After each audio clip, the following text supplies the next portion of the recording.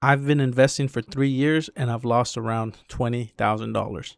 But I've also built up a portfolio of $80,000. And I'm going to be going over the three biggest investing mistakes that I made in my journey. The first and probably the biggest mistake that I made was not starting sooner.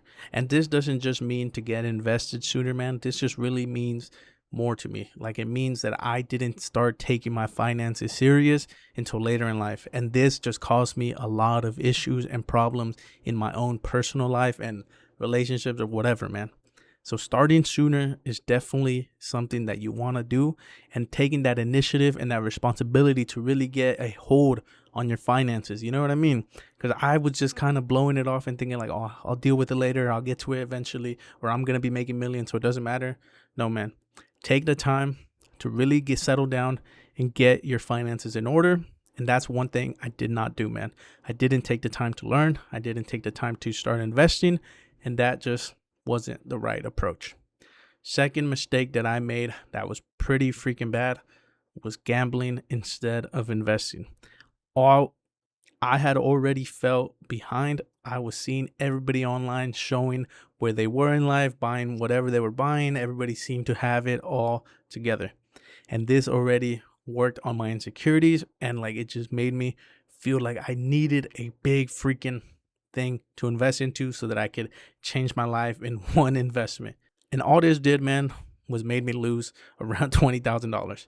Instead of taking the time and having the patience and the discipline to dollar cost average into some ETFs and see the account grow over time, I wanted to make plays. And all that did was make me just throw money at some random things, hoping that one of them will land and change my life, man. Now, there is a certain approach that you have to take when investing where risk is tolerated, right? Like if you got your emergency fund and you're working on your portfolios and you have a little bit of extra capital that you want to take a calculated risk on, do it, man. But I was just throwing money at anything that anybody online was saying, like, oh, invest into this and you guys will see a crazy return, or this is the next freaking meme stock, or this or that, or this or that. And I just lost a bunch of money, man. So don't do that approach that I did. Take your time, study it, learn it, and spend time in the market, the ups and downs. Don't just go out here gambling. Like, it doesn't really have to do with only stocks and stuff like that, man. You can gamble on freaking Pokemon packs. You can gamble on CSGO. There's so many different things that you can gamble on nowadays, whether it's freaking sports, anything, right? Don't chase the quick money. If you have some extra income, some extra money, and you like having fun with it, of course, and that's valid to an extent, right? But if you're just trying to change your life or throw a gamble out there just because you feel the pressure that you need to make it happen now, you're just going to burn yourself, man. So definitely don't do that like I did. It held me back. It lost me a lot of money, and it didn't teach me anything.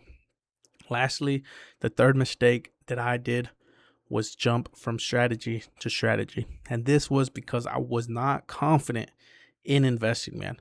I didn't know what I was doing. I wasn't sure if what I was doing was the right thing to do.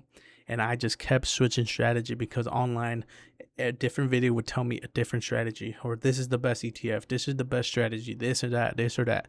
And you're always going to hear so much freaking things online. You got to just ignore it to like an extent, right? Of course you want to just take in the information and learn. But once you have your strategy, man, and everybody's going to have a little bit of a different strategy, you got to figure out what type of person you are. Can you tolerate a little bit more risk? Or do you get too emotional if like the price was to jump down, right?